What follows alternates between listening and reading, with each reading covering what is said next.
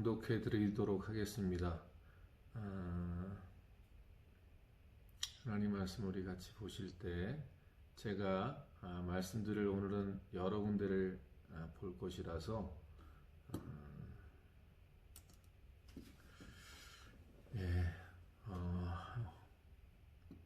먼저 베드로전서 3장 21절 말씀을 제가 봉독해 드리겠습니다. 물은 예수 그리스도께서 부활하심으로 말미암아 이제 너희를 구원하는 편이 곧 세례라.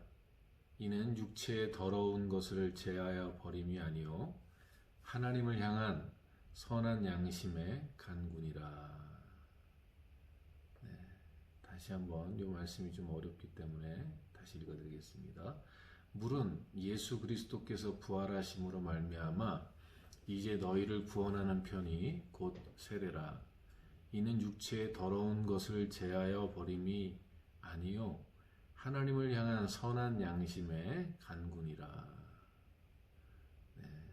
다른 버전에는 선한 양심이 하나님을 향해 찾아가는 것이다 이렇게 되어 있습니다. 그 다음 말씀은 로마서 3장 19절로 24절 말씀인데요.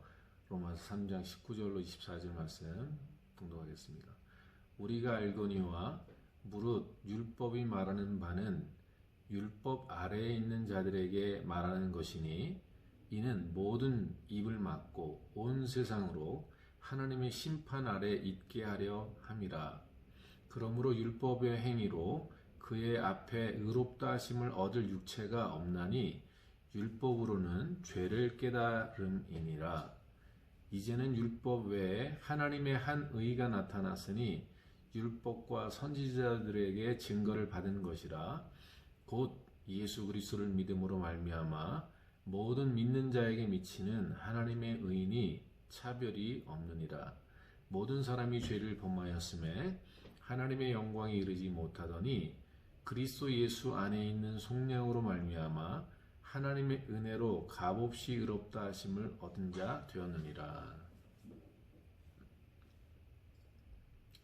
자, 세 번째 로마서 2장 12절로 15절까지의 말씀입니다. 무릇 율법 없이 범죄한 자는 또한 율법 없이 망하고 무릇 율법이 있고 범죄한 자는 율법으로 말미암아 심판을 받으리라.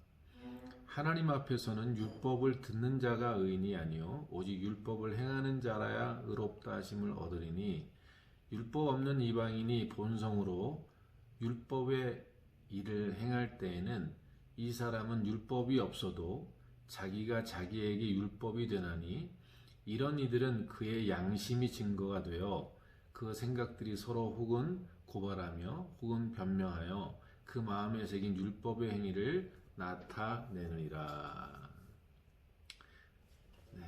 여기서 얘기하는 양심은 율법 이전에 우리 마음에 새겨져 있는 율법이다 이렇게 얘기를 하고 있는 것입니다. 마지막으로 히브리서 10장 19절로 25절 말씀입니다. 그러므로 형제들아 우리가 예수의 힘을 힘입어 성소에 들어갈 담력을 얻었나니 그 길은 우리를 위하여 휘장 가운데로 열어놓으신 새로운 살 길이요 휘장은 곧 그의 육체니라. 또 하나님의 집 다스리는 큰 제사장이 계심에 우리가 마음의 뿌림을 받아 악한 양심으로부터 벗어나고 몸은 맑은 물로 씻음을 받았으니 참 마음과 온전한 믿음으로 하나님께 나아가자. 또 약속하신 이는 미쁘시니 우리가 믿는 도리의 소망을 움직이지 말며 굳게 잡고 서로 돌아보아 사랑과 선행을 격려하며 모이기를 패하는 어떤 사람들의 습관과 같이 하지 말고 오직 권하여 그날이 가까움을 볼수록 더욱 그리하자.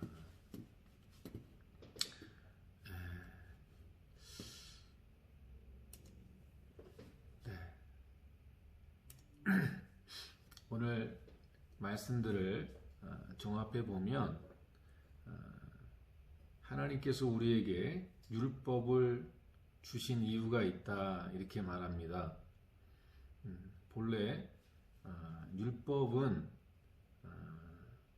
이스라엘 백성에게 주어진 것이었으나 오늘 우리에게도 동일하게 주어지는 율법의 말씀이다라고 우리가 이해할 수 있습니다.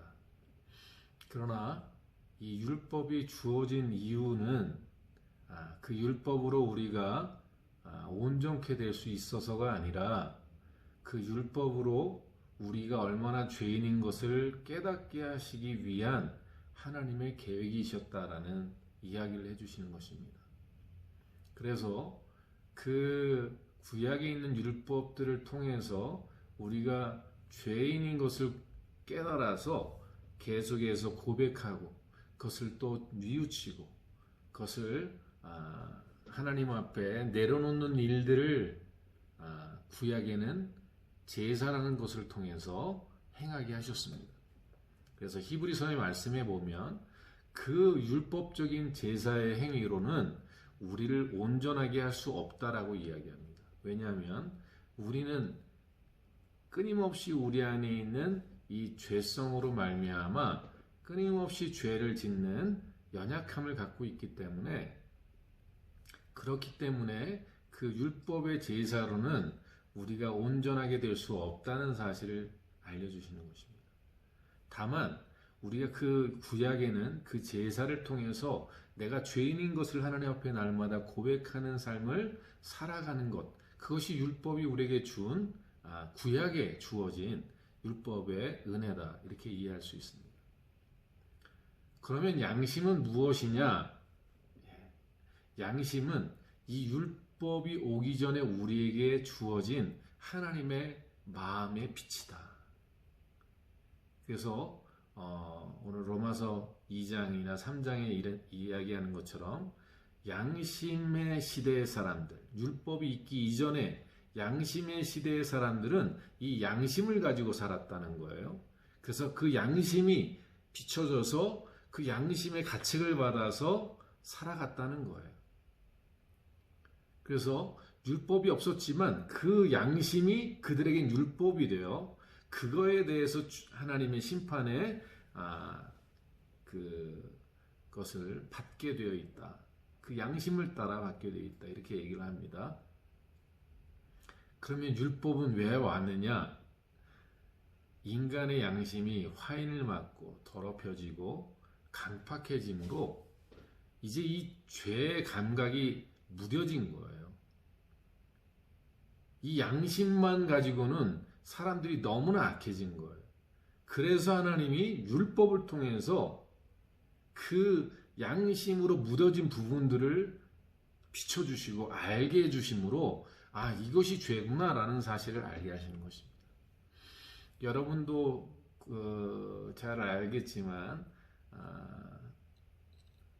아마존에서는요, 살인하는 것이 살인이라 생각되어지지 않는, 그리고 사람을 아직도 그 제물로 바쳐지는 그런 일들이 저 아마존 깊숙한 곳에서는 아직도 자행되고 이루어진다는 사실을 생각하면요, 이것이 양심의 가책이 되지 않는 그런 상황에 놓여 있는 거죠. 그들에게 필요한 것은 살인은 죄다라는 것을 알려줘야 될 율법이 필요한 거예요. 근데 이스라엘 백성들에게 이게 필요할 만큼 악해졌다는 거죠. 이게 구약의 율법에 보면 그 이혼할 때 이혼 증서를 써주라 이렇게 얘기되어 있어요. 구약에는요. 그래서 이혼 증서를 써줌으로 말미암아 그 이혼이 합법화되도록 만들어준 거죠. 근데 예수님께서 오셔서 그것을 뭐라고 평가하냐면, 왜 그들에게 그런 이혼 증서를 써주는 율법을 그들에게 줬냐? 왜냐하면 그들이 너무나 악해졌기 때문이다, 이렇게 말합니다. 그 말뜻은 뭐냐면, 이혼 증서를 써주도록 법적인 과정을, 절차를 주지 않으면 그냥 오늘 내일 그냥 버리면 끝인 거예요. 여자를. 나 너랑 살기 싫어. 너 나 싫어. 그리고 버리면 그것으로 그 여인은 그냥 버림받는 것이고 그 남자는 그것으로 인해서 자유하게 되는 거예요.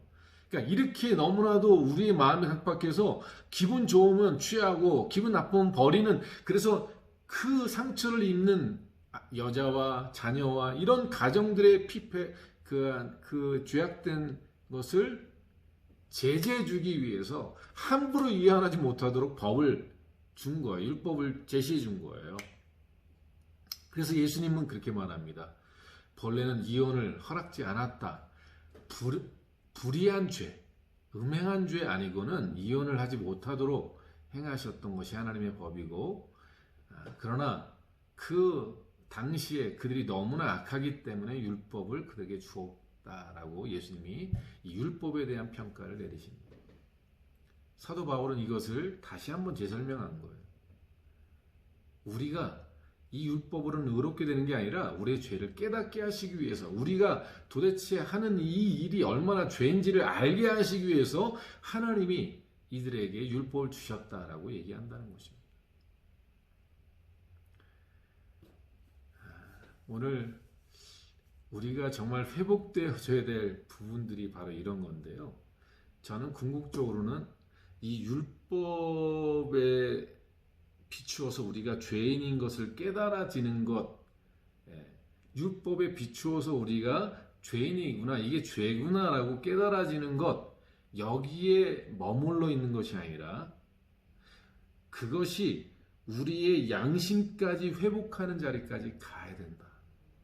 하나님이 본래 우리 마음에 주셨던 그 본래 선한 양심의 마음, 그 마음의 자리로 우리가 돌아가서 회복되어지는 자리까지 가야 된다. 이것이 하나님 우리에게 원하시는 진정한 회복이다라는 사실을 오늘 말씀을 나누고 싶습니다. 그래서 우리는 율법을 통해서, 율법이라는 것을 통해서 우리가 신앙을 이해하고, 그리고 율법을 통해서 우리를 비춰보는 자리에 서는 것을 굉장히 오랫동안 우리가 훈련받았다면, 이제 우리가 해야 될 더 궁극적인 것은 뭐냐면 우리의 선한 양심이 살아나는 것까지 가야 됩니다. 저는 교회 안에 율법적인 사람들이 왜 존재하느냐, 말씀으로 율법을 가지고 막 교회 안에서도 율법으로 막 이거 당신은 이렇게 해서 이 말씀이 이렇게 돼 있잖아요, 이렇게 잘못됐잖아요, 그러면서 사실은 하나님 말씀을 가지고 사람을 정죄하고 심판하는 경우도 굉장히 많이 생기거든요.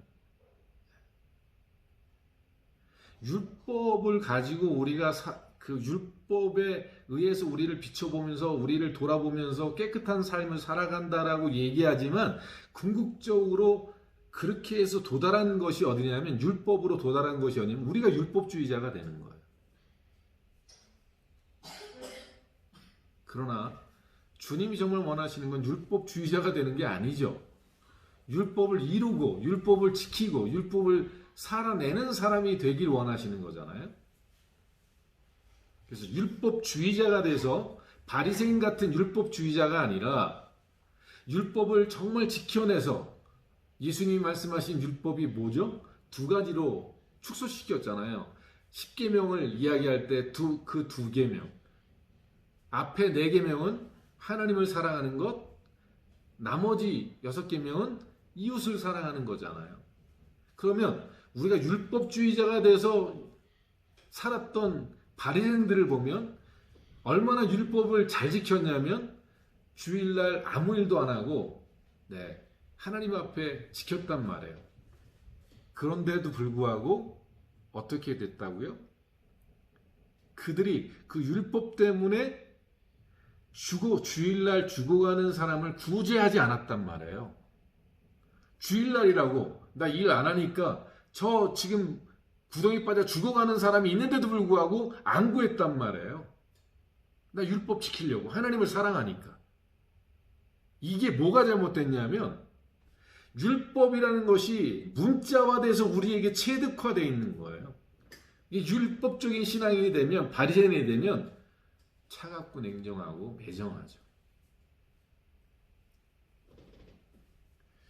근데 그 율법을 통해서 우리에게 주신 건 우리가 악하다는 사실을 알게 하시고, 우리가 어떻게 하면 이 악한 자리에서 벗어나고 하나님이 기뻐하시는 그런 삶으로 살아갈 수 있을까에 대해서 우리가 하나님의 은혜와 도우심을 구해야 된다라는 사실을, 우리가 하나님께 무릎 꿇고 나아가야 된다는 사실을 율법을 통해서 우리가 발견해야 된다는 사실을 보여주신 거죠. 그러면 그 율법을 통해서 우리가 죄인임을 깨닫고 우리가 하나님 앞에 그 죄를 자복하고 예수 그리스도를 영접하고 그분을 따라 섬기면서 우리가 정말 회복해야 될 게 뭐냐? 선한 양심이 살아난 것입니다. 교회 안에 정말 말씀으로 충만한 분이 그 양심이 살아나잖아요. 그러면 너무나도 지혜로운 사람이 됩니다. 왜냐하면 선한 양심이 온전히 회복된 사람은 어떠한 것들을 보이는 것으로 판단하지 않습니다. 어떠한 일들을 형식이나 체제를 위해서 하지 않습니다. 그 양심이 그것을 깨달아서 정말 그가 상처받지 않고 정말 회복될 수 있는 그러한 길들을 찾아내려고 하는 이 선한 양심의 발동이 일어나는 거예요.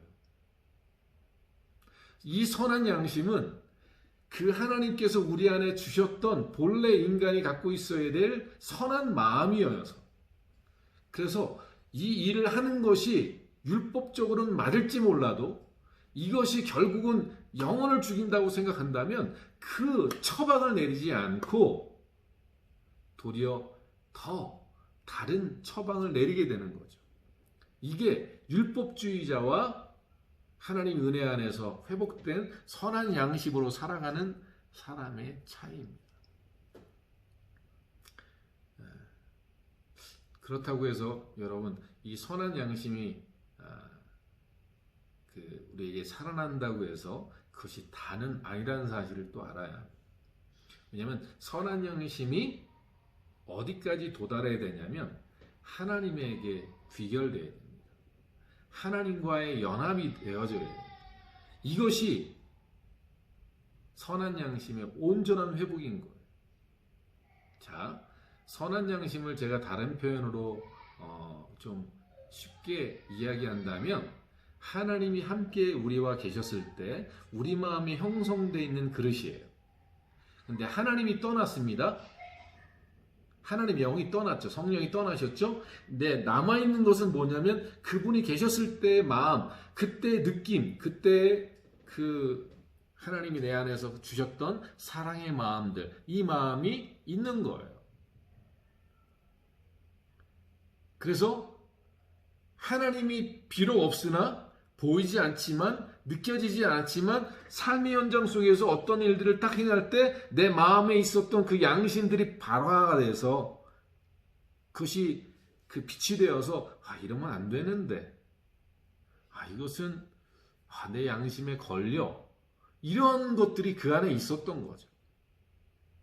그러나 인간이 시간이 지나면서 하나님을 떠나면서 점점 그 양심을 묻고 그 양심이 어두워지고 심지어 화인 맞는 자리까지 가므로 이제 양심으로는 우리가 살아갈 수 없기 때문에, 하나님이 이 양심으로는 우리가 선하게 살 수 없기 때문에 율법이라는 것을 통해서 우리가 악한 길로 나가지 못하도록, 더 그 악한 삶으로 나가지 못하도록 이 걸림을, 장애물을 우리에게 걸쳐 놓으신 거죠. 사랑하는 성도 여러분, 오늘 히브리서 10장에 있는 말씀을 통해서 예수 그리스도께서 그래서 오셨다는 거예요. 율법으로는 우리가 온전케 될 수 없을 뿐만 아니라 이 율법과 우리 양심으로는 하나님 앞에 나아갈 수 없고, 그리고 우리가 선해질 수 없다는 사실을 우리가 발견하고, 예수 그리스도를 우리가 영접하고 예수 그리스도를 우리가 받아들임으로 그분의 보혈을 우리가 누리고 그분의 피로 우리의 심령이 깨끗해지는 이 일들을 통해서 다시 무슨 일이 벌어지냐? 우리의 선한 양심이 하나님을 향해 나아가고, 우리의 선한 양심이 하나님의 그 본래 우리 안에서 함께 하셨던 그 하나님의 그 마음들을 우리가 회복하는 일들을 예수 그리스도께서 우리 가운데 오심으로 열어놓으신 거죠. 그래서 그 히브리서 10장에 있는 말씀으로는 그 하나님과 우리 사이에 막혔던 그 장막을 예수님께서 그 육체로 열어버리셨다. 그래서 어떻게 해요? 하나님께 담대히 나아갈 수 있도록 길을 열어주신 거다. 그러면서 그 히브리서 10장의 말씀을 우리 잠시 보면 히브리서 10장 22절에 이런 말이 있습니다. 우리가 마음의 뿌림을 받아 악한 양심으로부터 벗어나고 몸은 맑은 물로 씻음을 받았으니 참 마음과 온전한 믿음으로 하나님께 나아가자 이렇게 되어 있습니다. 예수 그리스도께서 오셔서 그 보혈로 우리의 그 심령 가운데 그 피를 부어주심으로 우리가 깨끗함을 얻는 거예요. 자, 그 출애굽할 때 문설주에 피를 바르면 사망의 사자가 지나가잖아요. 죽음의 사자가 신이 사자가 지나간단 말이에요. 그리고 우리가 거기서 살림받죠. 살려지게 되는 걸 단순히 그 어린 양의 보혈을 우리가 의지함으로 그 피를 문설주에 바른 자처럼 우리 심령 가운데 예수 그리스도를 나를 위해서 피를 흘리시고 죽으신 사실을 우리가 믿음으로 말미암아 우리 가운데 핏부림이 일어나는 일이 벌어지는 거예요. 믿음으로 말미암아 예수님이 나를 위해서 죽으셨다는 사실을 고백하고 그분이 나의 죄값을 그 피로 대속하셨다는 사실을 우리가 믿음으로 그 핏부림을 얻는 우리는 이제 사망의 신이 지나가고 하나님의 은혜 아래 거하게 되어서 이제 어떻게 해요? 하나님께 나아갈 수 있는 사람이 되게 하셨다는 거예요.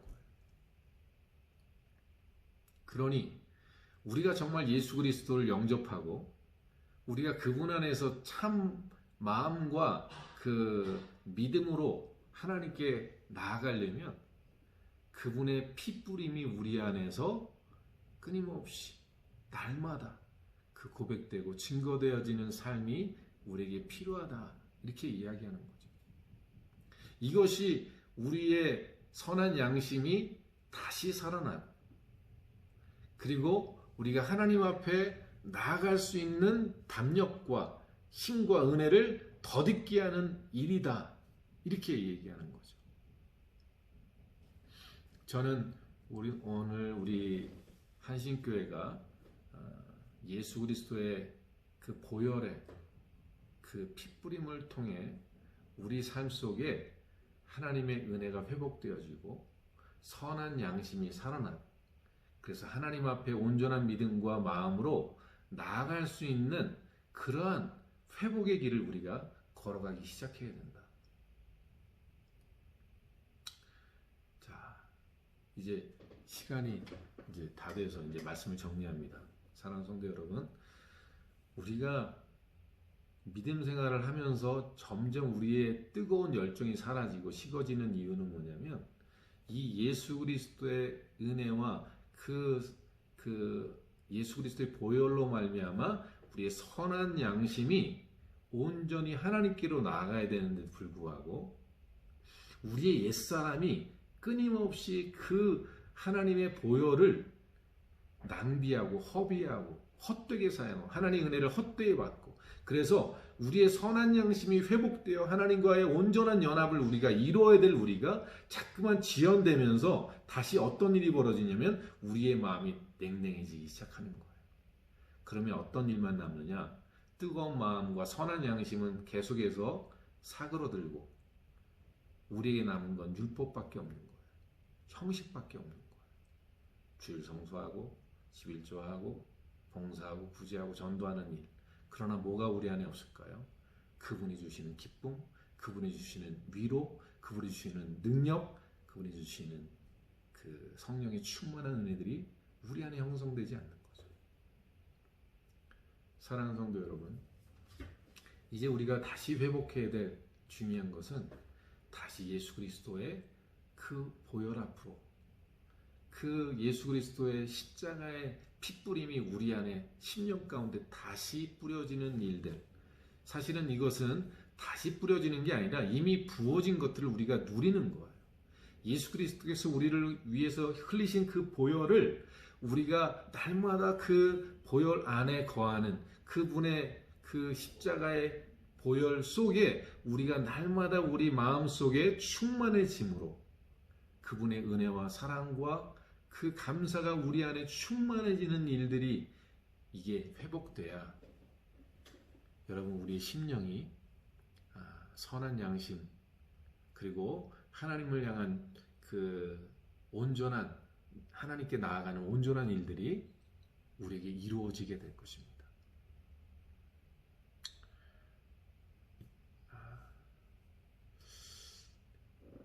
우리 오늘날 이 시대에 예수 그리스도의 그 십자가의 보혈을 얼마나 값지게 생각하고 얼마나 그 감사하며 감격하며 우리가 그 주님의 은혜를 기억하고 살아가느냐, 이것이 우리가 핏부림 받은 사람들의 그 증거다 이렇게 말할 수 있습니다. 이 주님의 보혈이 충만하고 주님의 은혜와 사랑이 충만한 사람들은요, 하나님께 나아가는 게 너무나도 자연스럽고 너무나도 그 담대하게 나아갈 수 있습니다. 그러나 이 예수 그리스도의 보혈 안에서 우리가 선한 양심이 살아나고 우리의 죄가 그 보혈로 말미암아 씻김 받는 이 일이 우리 안에 형성되지 않은 사람은요, 하나님께 나아가는 일이 어렵습니다. 두렵습니다. 네, 예수 그리스도의 보혈로 그 피로 나를 대속하신 그분의 사랑을 의지해서 그 주님의 그 사랑과 은혜 속에 더 깊이 들어가면 들어갈수록 우리의 선한 양심은 힘을 얻게 되고 다시 회복되어지고 또한 하나님께 나아가는 우리의 믿음도 온전하게 되어지는 그런 큰 은혜를 경험하게 될 것입니다. 자, 다시 한번 우리 그 주님의 보혈을 우리의 마음 가운데 핏부림 받았던 그 은혜를 다시 회복하는 일. 그래서 우리 안에 돌아보면 선한 양심이 내 안에서 발현되고 있고 선한 양심이 내 안에서 살아있어서 자그만 일에도 마음이 아프고 긍휼한 마음이 나오고 도와주고 싶은 마음이 나오고 용서해주고 싶은 마음들이 나오고 그를 도와주고 싶은 이런 선한 양심들이 우리 안에 살아나는 일들, 이 회복을 우리가 다시 시작하는 일을 또한 회복하기 원합니다. 이러한 선한 양심과 온전한 믿음이 우리 안에 온전히 회복되기를